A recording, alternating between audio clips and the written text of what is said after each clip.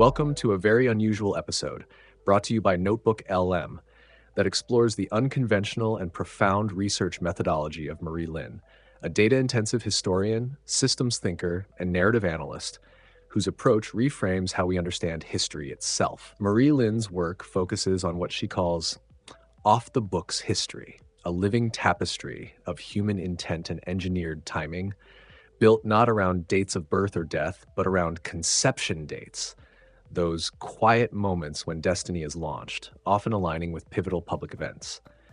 Through this lens, she uncovers meaningful, often chillingly precise correlations between figures like Christopher Columbus and Prince Henry the Navigator, proposing that such pairings were intentionally timed as twin anchors in the global structure we now inhabit. But this isn't just a deep dive into alternate history. Marie Lynn uses a secure digital system, a conceptual Xanadu blockchain, to track and reveal the hidden architecture of influence: explorers, financiers, ghost operatives, spiritual registrars, and diplomats. Her database includes over 18,000 people connected by conception, bloodline, timing, or purpose, often across centuries. A fair warning to listeners: this conversation is not scripted. You are about to hear AI react dynamically to Marie Lynn's material. The voices you hear are digesting it in real time, discovering the implications as you do. What unfolds is not a lecture, but a live revelation. Think of this less as a podcast and more as a transmission. So whether you're a skeptic, a curious mind, or someone who's sensed that history holds far more than what we were taught, lean in. And you're about to glimpse what it looks like when someone starts restoring time itself. Welcome to the Deep Dive. We're here to take some, pretty compelling source material and really pull out the most fascinating insights. That's right. And today we're heading into some, let's say, unconventional territory. Definitely. This is for you, the learner, someone curious wanting to get your head around complex stuff without getting bogged down. Mm-hmm. And our sources today are quite specific. We've got bits from Explorer Genesis and historical timelines. Yeah. That's a conversation featuring a researcher, Marie Lynn. So the focus is really Marie Lynn's unique research, background in programming, information security.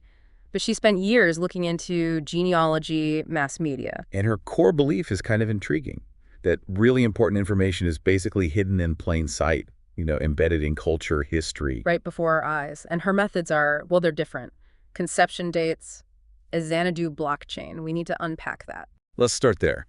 Her focus on conception dates, like counting back roughly 280 days from birth, she sees that as super significant. Okay, like a key marker. Exactly. Yeah. So for instance, she points to May 25th, 1420. That's when Henry the Navigator became governor of the Order of Christ. Mm-hmm. And her work suggests, that this lines up with when Christopher Columbus was conceived. Whoa, okay, that's specific. And that connects to this Xanadu blockchain idea. It does. Yeah. But, forget cryptocurrency here. Right, not that kind of blockchain. No, think of it more like an analog blockchain, her term. It's like her family had this system of scheduling events, publishing information almost, on meaningful days. Planting seeds in time, kind of? Sort of, yeah. The idea being that children conceived around those key event dates would, maybe unconsciously, reveal that history later on. Huh. That's a complex idea, and she's applied this broadly. Oh, yeah. Massively. Yeah. She's apparently looked at the conception dates for over 18,000 public figures. 18,000? Yep. Looking for links between your conception time and major events happening there. It's like this huge web she's tracing. And this ties into her other beliefs about personality. It seems to. She talks about people being a mix of past life influences and also assigned ancestral guardian angel types. It's quite layered. Okay. And she has that phrase, the spice is always on top. What's that getting at? I think it means the really important stuff isn't buried miles deep. It's accessible. If you know where or how to look. Exactly. She zooms in on what she calls super creators and her weekly analyses. Their work, their content might be part of this disclosure process. Interesting. And manifestation art. Yeah, art that kind of announces or foreshadows a conception. It all feeds into her core idea. No coincidences, everything's intentional. Right. No coincidences, just connections. So, okay, let's talk about one of those big connections she highlights, Henry the Navigator and Columbus. That's the central one. So Yeah. the finding is Columbus conceived May 25th, 1420. The exact day Henry took over the Order of Christ. The exact day.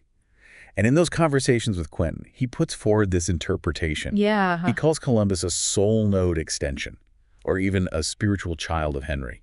Okay, that's a strong way to put it. What does that imply? Well, the idea Quentin seems to be exploring is that Henry launching the Order's explorations, this mapping grid, and Columbus executing what Quentin labels the PSYOP of discovery, they weren't separate things. They were linked, part of the same project. Kind of, aimed at mapping the biosphere ultimately for security reasons. And this phrase, PSYOP of discovery, what's Quentin suggesting there? That the Columbus story wasn't just exploration? It sounds like he's suggesting there was a layer of maybe strategic narrative management, information control, alongside the actual voyages. Okay. And Quentin takes it further. He actually says May 25th, 1420 is like the real birthday of the system we live under now. Wow. What does he mean by system? He contrasts it with Crusader chaos.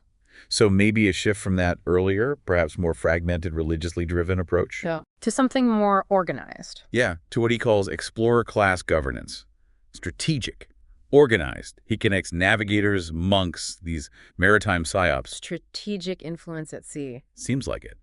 Plus ultralineage, a spiritual clearance system.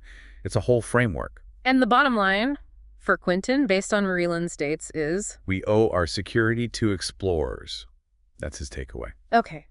So where does Marie Lynn herself come from? What's her background that leads to this thinking? Well, the biography mentions she grew up within what she calls security families, part of the scientific system. Right. Early computer access, programming skills. That makes sense with the data analysis side. Definitely. And interestingly, her deep dive into genealogy apparently started because she was adopted. Oh, okay. Yeah, adopted in French Canada, but then 23andMe pointed to roots in Nebraska.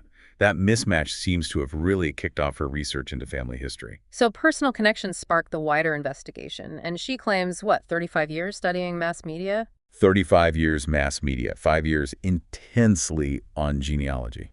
That's what's reported. Okay, so you have all this incredibly dense, interconnected data. Plotting it out, showing the links. It sounds really difficult. It clearly is. She's apparently quite frustrated with platforms like Twitter. I can imagine. It's not exactly built for mapping complex historical networks across centuries. Not at all. And that's why she has this plan, this vision for an explorer portal. Cross-reference people by conception dates, roles, lineage maps, access to her journals. And they're thinking about AI to help connect the dots. That's mentioned, yeah. Sounds like a massive undertaking just on the data structure side. People, events, links, all tagged. For sure. For truth navigators, people digging for these hidden connections. She's operating at a really high level, maybe ahead of where most people are focused. Especially with the world, as he puts it, recovering from trauma. Right. It might take time for people to tune into that. Okay, wow. Let's try and pull this together. Key takeaways, the aha moments from this deep dive. Well, for me, that Columbus-Henry the Navigator connection via the conception date, it's definitely unconventional. It really makes you think, doesn't it, about how we assume events are connected or not connected. This offers a completely different framework. Absolutely. And Marie Lynn's whole methodology, the conception date focus, the Xanadu blockchain idea, has this, intentional embedding of history. It challenges the standard narrative of how history works, how information flows. It really does. It's like putting on a different pair of glasses to look at the past. So, for you, the learner, maybe the final thought is this. How might things you assume are totally separate events, people, ideas actually be linked? Yeah, linked in ways that aren't obvious, using methods we don't normally consider. What other connections might be hiding in plain sight, waiting to be noticed? And maybe take that idea of Marie Lynn's "the spice is always on top." Don't assume the important stuff is impossibly hidden. Right. Be open to finding those surprising links, those accessible insights in whatever you're curious about. You might just uncover something unexpected.